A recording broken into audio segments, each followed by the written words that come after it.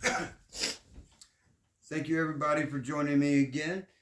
First off, let me apologize for the quality of my last video. I didn't realize until after it was posted that the camera angle was so bad. I'm going to try and not let that happen again.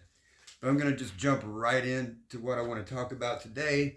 It looks like the trade wars have been averted for a little while anyway. It looks like our president met yesterday with the Prime Minister of Canada, Justin Trudeau, and the President of Mexico, Gloria Sheinbaum. And they made concessions to him. Justin Trudeau looks like he uh, is dedicating $1.3 billion to help stop the fentanyl trafficking coming in. The all 43 pounds that were they got there at the border last year. Basically, there's next to no fentanyl coming across the northern border. Uh, the only problem with this concession that he made is that this is something that he announced he was going to do last December, long before Donald Trump started picking on him.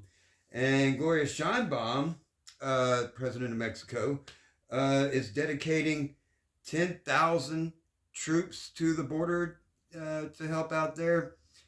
The only problem with that is that's a continuation of something they've been doing since 2021. The previous president, uh, which in April of 2021, negotiated a deal with Mexico to where they would send 10,000 of their National Guardsmen to the border, which actually they've exceeded the number that they agreed to. There are currently 15,000 troops at the border. So basically, we had Donald Trump got nothing in return, but this is typical of him. Create a problem, an imaginary problem, create an imaginary solution, and then he can say that he fixed it. It's all theatrics. It was all designed for him to look like some imposing tough guy that every world leader is afraid of. But in all actuality, these other two world leaders played him and got him to accept, you know, concessions where they offered to do what they were already doing.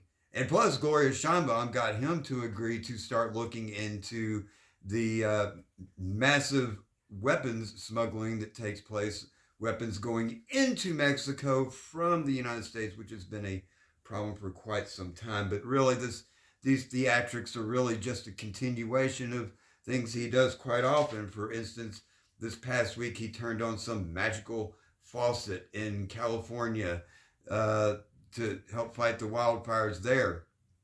The issues there were that those fires are now, pretty well contained. They had the situation under control before he turned the magic faucet, which the problem is the water he's talking about coming down from Oregon, it doesn't go to Southern California.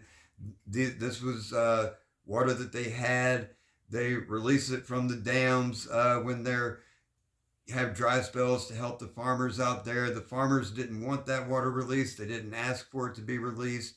It's all basically been wasted now and will be flushed out into the ocean, which seems to be, it's like a twofold thing when he does these theatrics.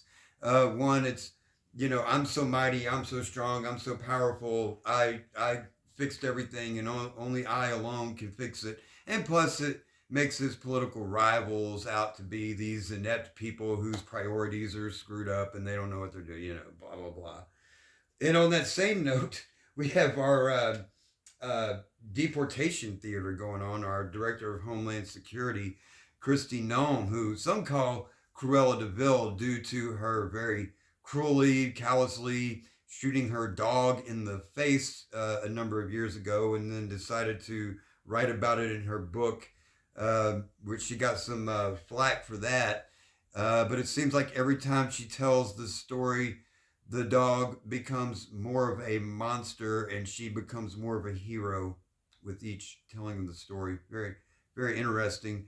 Basically, she didn't know how to train the dog, was too lazy and too inept to do so. And so it was, you know, her fault that, the dog was killing some chickens. And then, she decided she liked killing animals. So immediately after she did that, she went and got this goat that she decided was a problem, shot it execution style in the same gravel pit where she shot the dog. And shortly after, the details of this story come out, she decided to do the same with some horses that she had. But her deportation theater this week, she's been doing some cosplaying. Uh, First, she dressed up as an ICE agent and accompanied them on one of their raids. And then, like, the next time we saw her, she was dressed up as a Border Patrol agent. And this past weekend, she appeared on NBC's Meet the Press, where I swear she looked like she was on the set of Yellowstone filming an episode there.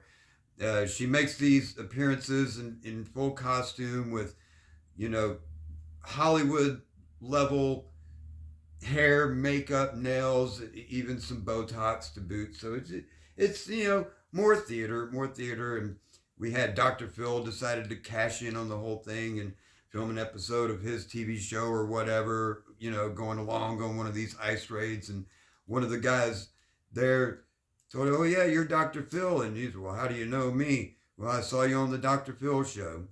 Some great publicity for him. But with these trade wars, we had Donald Trump complaining yesterday. These NAFTA agreements, they're so horrible, and we really got screwed on them. And he even asked the question, who made these deals? Well, the answer is it was him. In January of 2020, he renegotiated a new NAFTA deal with Canada, which at the time he touted as, it's great, it's terrific, it's the best one yet, and only I could get a deal. This is the art of the deal. It's only I can make a deal this great. But now that same deal, he's complaining about, saying it was awful, and wondering who did it. Well, there's your answer, Donald. You did.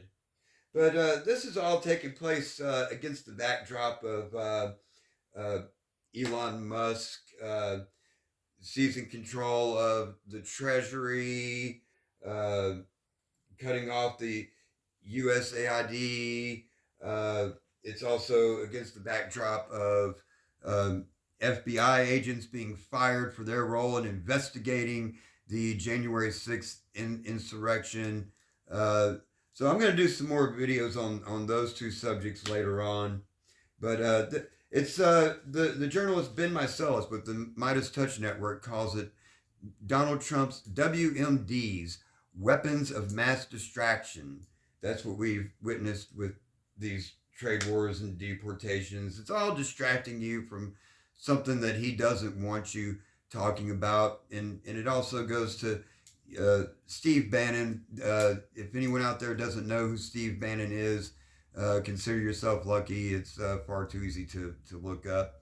And he said that what you have to do is you have to flood the zone with shit, as he says. The media can't the more bullshit you put out there, the media can't cover it all. We throw about 3 things a day, they'll catch one, and then we'll get the other 2 through, and we can do whatever we want. And this, what you're seeing, is a continuation of flooding the zone with shit. I'm just saying. Thank you for watching. Please like, share, comment, subscribe, and I will see you next time.